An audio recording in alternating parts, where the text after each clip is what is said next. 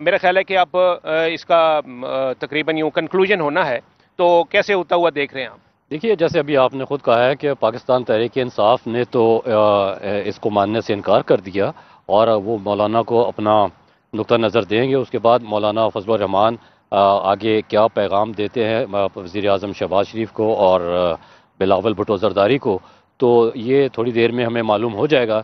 लेकिन लग ये रहा है कामरान साहब कि जैसे वफाकी काबीना का इजलास इस वक्त इन सेशन है, तो 1 पॉइंट एजेंडा, तो वो मेरे ख्याल उसमें ज़्यादा देर नहीं लगेगी, क्योंकि उसमें कोई बहस मुबाहिसा तो होना नहीं है, ऑलरेडी डिसाइडेड है चीज़ें। जिस तरह रात को भी हुआ इजलास, जी जी, तो रात उसमें को ब्रीफ भी किया था, अटॉर्नी जनरल ने भी, वजीर कानून ने भी और बिलावल भुट्टो ने भी मुशावरती अमल से आगाह किया था, एतमाद में लिया था वफाकी काबीना के अरकान को।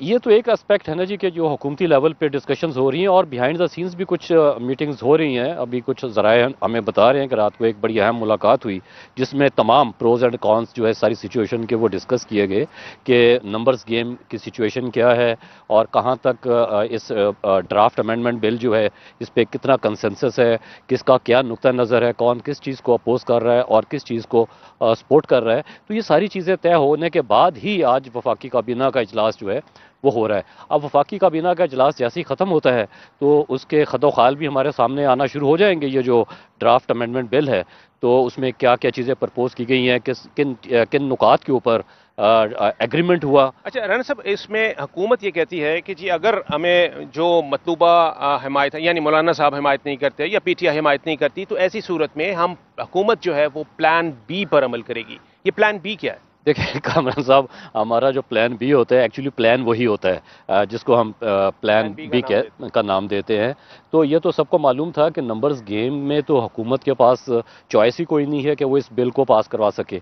तो वो जिस तरह कल से ये बातें सामने आ रही हैं, पॉलिटिकल पार्टीज, लेकिन हुकूमती दावे तो यही हैं कि नंबर गेम तो पूरे हैं, वो तो सिर्फ कंसेंसस इवॉल्व करना चाह रहे हैं। वो तो जिस वक्त वोटिंग होगी, और इसमें तो ये नहीं होगा कि वो किसने वोट डाला है और किसने नहीं डाला। जिसने भी वोट डाला होगा उसका नाम तो सामने आ जाएगा, तो पता चल जाएगा प्लान बी क्या है।